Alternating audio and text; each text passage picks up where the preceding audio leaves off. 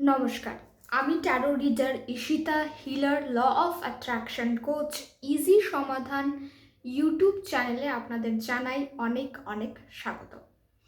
যেমনটা থাম্বনেলে আপনারা দেখে নিয়েছেন, আজকের ভিডিও টপিক কিন্তু হতে চলেছে শুক্র গ্রহকে আমরা কি করে বলশালী করতে পারি, কি করে মজবুত করতে পারি, এবং এই শুক্র গ্রহকে মজবুত করার জন্য বা যে রেমিডিসগুলো আমি বলবো সেগুলো কিন্তু খুব ঘরোয়া টেকনিক্স হবে, ঘরে বসেই আপনারা করতে পারবেন, বিশেষ কোনো বাহুল্যতা কিন্তু আপনাদের করতে হচ্ছে না।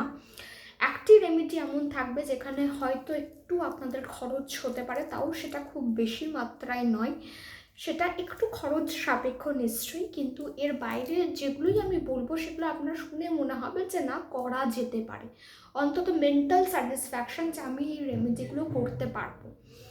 প্রথম কথা হচ্ছে যে আমরা কেন শুক্র গ্রহকে নিয়ে এত কথা বলি বা কেন আমাদের দৃষ্টি শুক্র গ্রহের উপরে থাকে যে এটাকে মজবুত করতে হবে বা এটা বলশালী হওয়া প্রয়োজন। তার কারণ হচ্ছে শুক্র গ্রহ ডাইরেক্ট লিঙ্ক করছেন মাতা লক্ষ্মীর সঙ্গে। মাতা লক্ষ্মী অর্থাৎ ধন ধান্য আরাধ্যা দেবী, যার কৃপা দৃষ্টি থাকলে আমাদের জীবনে ধন সম্পত্তি থাকে, খাদ্যের কখনো অভাব হয় না, বাসস্থানের অভাব হয় না, এবং সৌভাগ্য আমাদের কাছে আসে, আমরা সৌভাগ্যকে আকর্ষণ করতে পারি।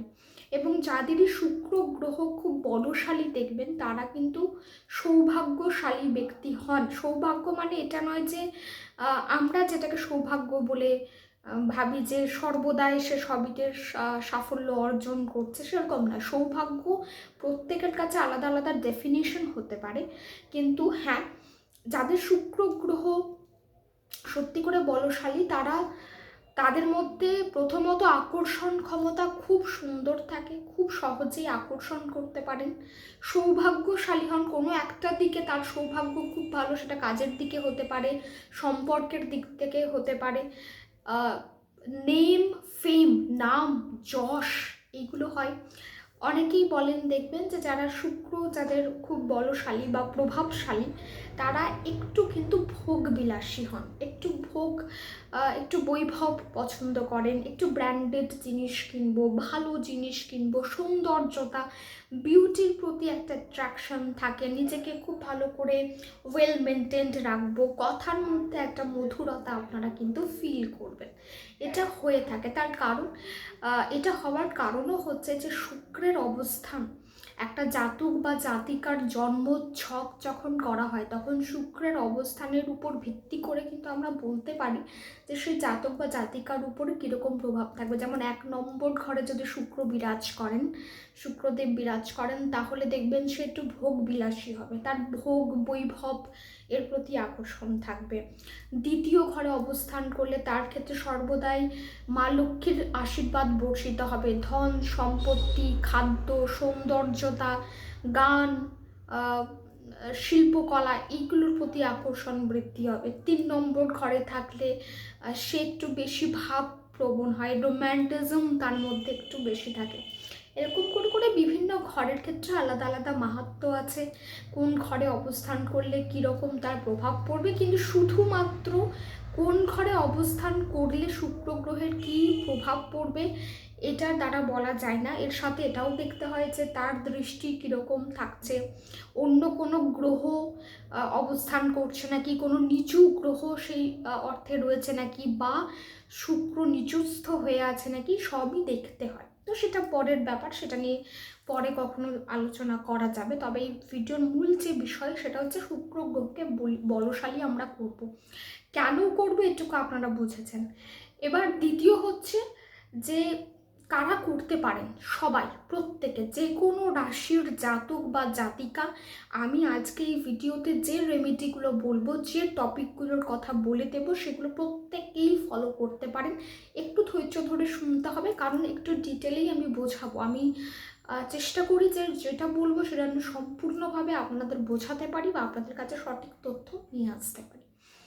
তৃতীয় কথা হচ্ছে যে আমরা বুঝবো কী করে আমাদের শুক্র ডাউন, বা আমরা যেটা বলি না নিচস্থ বা খারাপ, এটা কি করে বুঝবো। দেখুন, বোঝার অনেক উপায় রয়েছে, তার মধ্যে কয়েকটি মেজর উপায় আমি বলে দিচ্ছি। যে আপনাদের জন্মছক আপনারা দেখতে জানেন না, আপনাদের জন্মছক বা বার্থ চার্ট নেই, তবু আপনারা একটা অ্যাজাম্পশন লাগাতে চাইছেন, তাহলে কিভাবে বুঝবেন? এক, সম্পর্কে ভীষণ তিক্ততা, আপনাদের সম্পর্ক ভালো থাকে না, স্বামী স্ত্রীর মধ্যে বনিবনা নেই, প্রেমিক প্রেমিকার মধ্যে সেই সম্পর্ক নেই, বা যার সঙ্গেই আপনারা সম্পর্কে লিপ্ত হন তার সঙ্গে বেশি দিন আপনাদের সম্পর্কে সুখ থাকে না, কোথাও একটা ডিসস্যাটিসফ্যাকশন, হতাশা কাজ করে। দ্বিতীয় হতে পারে যে আপনাদের বিশেষত ফিমেল যারা রয়েছেন, মেলদের ক্ষেত্রেও পুরুষদের ক্ষেত্রেও, কিন্তু বেশিরভাগ ক্ষেত্রে আমরা মহিলাদের ক্ষেত্রে দেখা গেছে যে তাদের যৌন অঙ্গে কোনো না কোনো প্রবলেম দেখা যায়, বিশেষত urinary tract, ovary related problem, এইগুলো হতে দেখা যায়। তৃতীয় হচ্ছে যে আকর্ষণ ক্ষমতা খুবই কম আমরা দেখতে পাই, যেটাই মনে চাইছে সেটাই হচ্ছে না, ঠিক তার বিপরীত কোনো একটা কিছু হয়ে যাচ্ছে, বা প্রচুর কাজ করছেন কিন্তু সেই অর্থে সুনাম নেই বা সেই অর্থে ফল পাচ্ছেন না। এবার এইটার উপর বেস করে অনেকে বলবেন সে তো আমাদেরও, আমরা প্রচুর কাজ করছি কিন্তু হচ্ছে না, কিন্তু এটা আপনাদের প্রথম থেকেই কি হয়ে আসছে? একটা সময়ে হয়নি বা একটা বছরে হয়নি সেটা পরের কথা, যাদের দীর্ঘদিন, একদম দীর্ঘদিন ব্যাপী যতই করছেন, যতই নিজেদেরকে এস্টাবলিশ করার চেষ্টা করছেন না কেন, কিছুতেই হচ্ছে না, সেই জায়গাতে কোনো না কোনো বাধা হয়ে যাচ্ছেই, বা কখনোই তারা নিজেদেরকে উচ্চ পদে নিয়ে যেতে পারছেন না, তাদের ক্ষেত্রে ধরা যেতে পারে শুক্র কিন্তু ডাউনগ্রেড রয়েছে বা নিচস্থ রয়েছে। এবং সম্পর্কের দিক থেকে শত্রুতা বৃদ্ধি হওয়া, কোনো রকমের অ্যাডিকশন হয়ে যাওয়া, কোনো একটা খারাপ কিছুর সঙ্গে যুক্ত হয়ে যাওয়া, এগুলোও কিন্তু শুক্র ডাউন থাকলে হতে পারে। তো এগুলো কিছু সাইন অ্যান্ড সিমটমস যেগুলো আমি বললাম, সবার ক্ষেত্রে সবটাই হবে এমনটা নয়, কোনো একটার দিকে হয়তো বেশি করে প্রভাব বিস্তার করছে, এটাও কিন্তু হতে পারে। এবং মা লক্ষ্মীর কৃপা সেই অর্থে হয়তো আপনারা উপভোগ করতে পারছেন না বা ফিল করতে পারছেন। সো আশা করি সিমটমসগুলো থেকে আপনারা কিছু একটা আইডিয়া কিন্তু লাগাতে পারবেন, বা এটা সম্ভাবনা যে হতে পারে। এবার আসি রেমেডির কথায়, যে রেমেডিগুলো আমরা করব। প্রথম রেমেডিটা হচ্ছে যে আমরা সকালবেলায় যখন ঘুম থেকে উঠব, তখন আমাদের একটা ডেইলি রিচুয়াল আছে, আমরা কেউ ঈশ্বরের নাম করি, কেউ কোনো অ্যাফার্মেশন বলি বা কিছু একটা করি। তো আমাদের যেটা ডেইলি রুটিনের মধ্যে পড়ে সেটা আমরা করে নেব, এবং তারপর আমাদের বিছানা, আমাদের কম্বল সবটা একদম সুন্দর করে আমরা রেখে আসব। মানে ওলঢাল হয়ে রয়েছে, এলোমেলো হয়ে রয়েছে এমনটা কিন্তু চলবে না। এবং যে কাপড় পরে আমরা ঘুমিয়েছিলাম, আমাদের বাসি কাপড় আমরা ছেড়ে নিচ্ছি, আমরা একটা নতুন কাপড় জামা পরছি এবং আমাদের দৈনন্দিন কাজ আমরা শুরু করছি। এটা হচ্ছে প্রথম, যেটা খুব ছোট্ট জিনিস, যেটা আপনারা শুরু করতে পারেন এবং এটা আপনাদের অকল্পনীয় ফল দেবে। দ্বিতীয় হচ্ছে যে আপনারা একটু পারফিউম ব্যবহার করা শুরু করবেন, যে কোনো রকমের পারফিউম, তবে বিশেষত আমি বলবো রোজ, মানে রোজ ফ্র্যাগ্রেন্স, গোলাপের সুগন্ধি, চন্দনের সুগন্ধি দেওয়া পারফিউম ইউজ করা শুরু করুন। বিশেষত পুরুষ যারা রয়েছেন তারা অবশ্যই পারফিউম ইউজ করবেন, এবং হোয়াইট কালারটাকে বেশি করে ব্যবহার করা শুরু করুন।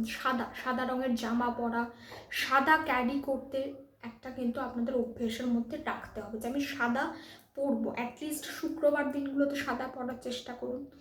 তৃতীয় হচ্ছে মহিলাদের কিন্তু আপনাদের হেল্প করতে হবে, যে মহিলারা আপনাদের কাছে হেল্প চাইতে আসছেন, কোনো বিধবা মহিলা বা আপনাদের ঘরেই কাজ করে এমন কেউ, আপনাদের হাউসকিপিং যারা রয়েছেন তাদের সাহায্য করবেন। তারা যখন তাদের অসুবিধার কথা আপনার কাছে জানাচ্ছেন, আপনারা সাধ্য মতন তাদেরকে হেল্প করার চেষ্টা করুন। আমি বলছি না আপনাদের বিশাল বড় কিছু করতে হবে বা প্রত্যেক দিন করতে হবে, সেটাও নয়। যখন তারা আপনার কাছে আসছে, সাহায্যের হাত যখন তারা সাহায্য চাইছে, তখন আপনি সেই সাহায্যের হাতটা বাড়িয়ে দিন, আপনি তাদেরকে সাহায্য করুন, আপনার সামর্থ্য অনুযায়ী আপনি সেই সাহায্যটা করুন। চতুর্থ হচ্ছে শুক্রবারের দিন আপনারা যে কোনো শুক্রবারেই, মানে যে কোনো মাসে শুক্রবারে আপনারা কাঁসার জিনিস মন্দিরে দিয়ে আসবেন, যে কোনো কাঁসার জিনিস, কাঁসার যে কোনো বাসন বা যা হোক পূজা সামগ্রী কিছু একটা কোনো একটি মন্দিরে আপনি কিন্তু সেটা দিয়ে আসবেন। সেই মন্দিরে যদি মহালক্ষ্মী দেবীর পূজা হয় বা লক্ষ্মী দেবীর পূজা হয় তাহলে তো খুবই ভালো। যদি সেরকম নাও হয়, যে কোনো মন্দিরে আপনারা সেই কাঁসার জিনিসের কিন্তু দান করে আসবেন। এটা প্রত্যেক মাসে করতে হবে আমি বলছি না, কোনো একটি মাসে কোনো একটি শুক্রবারের দিন আপনি কিন্তু অবশ্যই এই কাজটি করবেন।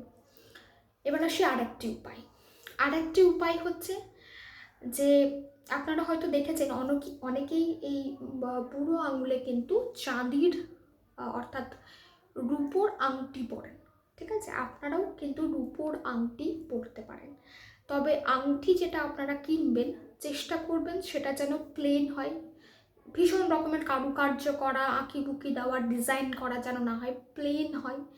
এবং কিভাবে আপনারা এই আংটিটি কিনবেন, আপনাদের যেটা বডি ওয়েট, যেটা আপনাদের ওজন, সেই ওজনটাকে 12 দিয়ে ভাগ করবেন, যেটা বেরোবে সেই গ্রামের আপনাকে আংটি কিনতে হবে। যেমন উদাহরণস্বরূপ আমি আপনাকে বলে দিই যে ধরুন আপনাদের ওজন 60 কেজি, তাহলে আপনারা 60কে 12 দিয়ে ভাগ করবেন, তাহলে বেরোবে 5। তাহলে আপনারা রূপোর আংটিটি কিনবেন 5 গ্রামের। এইভাবে আপনারা ক্যালকুলেট করে আপনারা কিন্তু নিজেদের জন্য রূপোর আংটিটি কিনতে পারেন। যে কোনো শুক্রবারের দিন আপনারা সেই আংটিটিকে ধারণ করবেন। তার আগে বলে দিই আপনাদের কি করতে হবে। বৃহস্পতিবার দিন আপনারা রূপোর আংটিটিকে ঘরে নিয়ে চলে আসছেন, পঞ্চামৃত তৈরি করছেন, দুধ, দই, ঘি, মধু, চিনি এবং গুড়টাও অ্যাড করবেন। সেটা একটা পাথর বাটিতে নিচ্ছেন বা একটা বাটিতে নিচ্ছেন এবং তার মধ্যে রূপোর আংটিটিকে আপনি ডুবিয়ে দিচ্ছেন এবং মা লক্ষ্মীর সামনে আপনারা নামিয়ে দিচ্ছেন। যদি মা লক্ষ্মীর ফটো বা মূর্তি ঘরে না থাকে, মা লক্ষ্মীকে স্মরণ করে আপনারা সেখানে নামিয়ে দিচ্ছেন এবং সারা রাত, বৃহস্পতিবার দিন সারা রাত ওটা পঞ্চামৃতের মধ্যেই ডোবানো অবস্থায় থাকবে। পরের দিন অর্থাৎ শুক্রবার দিন আপনারা উঠবেন, সকাল সকাল উঠে আপনাদের যাবতীয় যা যা করার কাজ করে নিলেন, স্নান করে নিলেন, সেই আংটিটিকে ভালো তুলবেন, ভালো করে গঙ্গা জল দিয়ে ধুয়ে নেবেন এবং তারপর একটি মন্ত্রের জপ করবেন। সেই মন্ত্রটি আপনারা 108 বার জপ করবেন। মন্ত্রটি এর আগেও একটি ভিডিওতে আমি বলেছি, আমি এই ভিডিওতেও একবার বলে দিচ্ছি আপনাদের। ওম দ্রাম দ্রিম দ্রম শাহ শুক্রায় নমঃ। এই মন্ত্রটি আপনারা 108 বার জপ করবেন। হাতে নিই, আংটিটিকে হাতে নিই কিন্তু আপনারা জপ করবেন এবং তারপর আংটিটিকে আপনারা ধারণ করে নেবেন। মা লক্ষ্মীর কাছে প্রার্থনা করবেন যেন তার আশীর্বাদ সর্বদাই আপনাদের উপর বর্ষিত হয়। এবার একটা কোয়েশ্চেন আসবে যে বাঁ হাতে পরবো না ডান হাতে পরবো। দেখুন, আমি বলবো আপনারা প্রত্যেকেই ডান হাতে পরতে পারেন, কোনো অসুবিধা নেই। মেয়েরা বাঁ হাতেও পরতে পারেন, কোনো ব্যাপার নেই। আপনাদের মন যে হাতে পরতে চাইছে আপনারা সেই হাতেই পরে নিন, ঠিক আছে। এবং মন্ত্রের যে লিঙ্কটা আমি আর একবার ডেসক্রিপশন বক্সে দিয়ে দেবো, সেই ভিডিওতে খুব সুন্দরভাবে ক্লিয়ারলি মন্ত্রটি দেওয়া আছে, উচ্চারণ করে বলে দেওয়া আছে, আপনারা সেটা একটু চেক আউট করে নেবেন। এটা হলো একটা রেমেডি, একটা উপায় যেটা আপনারা করতে পারেন। এটার মাধ্যমে কেবল শুক্র নয়, বুধ, বৃহস্পতি এবং শুক্র তিনটি গ্রহই কিন্তু স্ট্রং হবে এবং আপনাদের অ্যাট্রাকশন পাওয়ার বাড়বে। যা যা সমস্যা আপনারা এর আগে যে সমস্যায় পীড়িত ছিলেন, সেই সমস্যাগুলো কিন্তু ধীরে ধীরে আপনারা দূর হতে দেখবেন। এর সাথে আরেকটা কি করবেন, আপনারা এই আংটিটাকে ধারণ করে নিলেন, তারপর ঠিক আপনাদের এই শুক্র পর্বতের এই জায়গাটায় এইভাবে নীল কালি দিয়ে 24 নাম্বারটা লিখবেন, জাস্ট এইভাবে, ঠিক আছে। যারা আংটি ধারণ করছেন না তারাও এটা করা শুরু করে দেবেন। আগামী শুক্রবার থেকে আপনারা এই টেকনিকটি করা শুরু করে দেবেন। প্রত্যেক দিন সকালবেলায় উঠে 24 নাম্বারটি লেখা শুরু করে দেবেন এবং পারলে যে কোনো সুগন্ধি মানে আতর হতে পারে বা কোনো এসেনশিয়াল অয়েল হতে পারে, আপনারা এই শুক্র পর্বতে একটু করে লাগিয়ে নেবেন, ঠিক আছে, দুটো হাতেই। এবং এই নাম্বারটি 24 নাম্বারটি দুটো হাতেই আপনারা কিন্তু লেখা শুরু করতে পারেন, বাম হাতে এবং ডান হাতে এই জায়গাটা। এটা একটা রেমেডি যেটা খুব ভালো ফল দেয়, আপনারা এই রেমেডিটাও করতে পারেন। এবং আংটিটি ধারণ করার সময় আমি যে মন্ত্রটি বললাম আপনাদের 108 বার জপ করতে হবে, ওই মন্ত্রটি আপনারা আংটি ধারণ করুন না করুন, প্রত্যেক দিন আপনারা কিন্তু 41 বার বা 108 বার প্রত্যেক দিন এই মন্ত্রটা জপ করতে পারেন। তাতে আপনাদের শুক্র কিন্তু আরও স্ট্রং হবে, আরও বলশালী হবে। অনেকে 24 লিখতে ভুলে যেতে পারেন বা হয়তো মনে থাকছে না, আপনারা কিন্তু 6 নাম্বারটিও লিখতে পারেন। 24-এর বদলে আপনারা নাম্বার 6ও কিন্তু লিখতে পারেন, 6ও লিখতে পারেন, ঠিক আছে? মানে যে করেই হোক 6 নাম্বারটিকে আপনাকে আনতে হবে। 24 বা 6 বা 15 আপনারা যা হোক একটা লিখবেন, তবে 24 আমি দেখিয়ে দিলাম, ওইভাবে 6 বা 15 নাম্বার আপনারা লিখে নিতে পারেন। সো এগুলো ছিল খুব ছোট্ট ছোট্ট উপায়, যার মাধ্যমে কিন্তু শুক্রদেব তুষ্ট হন বা শুক্রদেবের আশীর্বাদ বর্ষিত হয়। আর একটা লাস্ট উপায়, লাস্ট একটা রেমেডি আমি দিয়ে দেবো, বিশেষত তাদের জন্য যারা সম্পর্কে ভীষণ পীড়িত, সম্পর্ক নিয়ে একদম তাদের সম্পর্ক ঠিক যাচ্ছে না, সেটা স্বামী স্ত্রীর সম্পর্ক হোক, প্রেমিক প্রেমিকার সম্পর্ক হোক, নিজের সাথে নিজের সম্পর্ক হোক বা অন্য কোনো মেম্বারের সাথেই হোক। আপনারা বৃহস্পতিবার দিন রাত্রেবেলাতেই একটি গোলাপ ফুল কিনে নিয়ে চলে আসবেন। গোলাপ ফুল কিনে আনলেন, সেটি মা লক্ষ্মীর সামনে নামিয়ে দেবেন, মা লক্ষ্মীর কাছে প্রার্থনা করবেন, শুক্রদেবের কাছে প্রার্থনা করবেন এবং তার সাথে সাথে রোজ ওয়াটার, গোলাপ জল কিনে আনবেন আর কিনে নেবেন রক সল্ট। এরপর শুক্রবার দিন আপনারা আপনাদের সমস্ত কাজ সেরে নেওয়ার পর নিজের স্নানের যে বালতিটা, যে বালতির মধ্যে আপনারা জল ভরেন, সেই বালতিতে জল ভরে নিয়ে ওই গোলাপের পাপড়িগুলো, সামান্য গোলাপ জল এবং সামান্য রক সল্ট ওই বালতিতে আপনারা ফেলে দেবেন, দিয়ে সেই জলে আপনারা স্নান করে নেবেন। বাকি যেটা অনেক সময় আমরা ঢেলে নেওয়ার পর হয়তো পাপড়ি পড়ে রয়েছে, সেটাকেও আপনারা ঢেলে নেবেন এবং পরে জল দিয়ে আপনারা সেটাকে জল আর একবার ঢেলে দেবেন, যাতে বাথরুমটা নিট অ্যান্ড ক্লিন হয়ে যায়। এই টেকনিকটা আপনারা 3টে শুক্রবার, পরপর 3টে শুক্রবার কিন্তু আপনারা করবেন। আপনারা দেখবেন যার সাথেই আপনি সম্পর্ক ভালো করতে চাইছেন তার সাথে আপনাদের সম্পর্কের মধ্যে কিন্তু মাধুর্যতা চলে আসবে, সম্পর্ক কিন্তু ঠিক হওয়া শুরু হবে। এবং এই টেকনিকটি করার আগে বৃহস্পতিবার দিন আপনারা যখন গোলাপ ফুলটি মা লক্ষ্মীর সামনে নামাবেন, তখন কিন্তু যে মানুষটির সাথে আপনি আপনার সম্পর্ক ঠিক করতে চাইছেন সেই মানুষটির কথা কল্পনা করবেন বা সেই মানুষটিকে মনে রেখেই কিন্তু এই টেকনিকটি করা শুরু করবেন। এক সময় একাধিক মানুষের জন্য করবেন না, একটা সময় একটা মানুষের জন্যই করবেন। 3টে সপ্তাহ হয়ে গেল, পরের থেকে আপনি আবার অন্য একটি মানুষের জন্য, অন্য কারোর জন্য করতে পারেন। আশা করি এই ভিডিওটি আপনাদের কোনো না কোনোভাবে হেল্প করবে। একটু বড় ভিডিও হয়ে গেল কারণ অনেকগুলো টেকনিক্সই হয়, যারা যেটা সুবিধা সেটা করবেন। অ্যান্ড অবশ্যই কমেন্ট করবেন। তার সাথে জানিয়ে রাখি যে যত ভিউজ হচ্ছে অ্যানালিটিক্স বলছে আপনারা দেখছেন, কিন্তু প্রত্যেকে সাবস্ক্রাইব করছেন না। Subscribe is free of cost, তাই যদি আপনাদের ভিডিও ভালো লাগে অবশ্যই সাবস্ক্রাইব করে নেবেন, বেল আইকন প্রেস করে দেবেন। সবাই ভালো থাকুন, সুস্থ থাকুন এবং মন্ত্রের লিঙ্কটা আমি ডেসক্রিপশন বক্সে দিয়ে দেবো, আপনারা অবশ্যই দেখে নেবেন।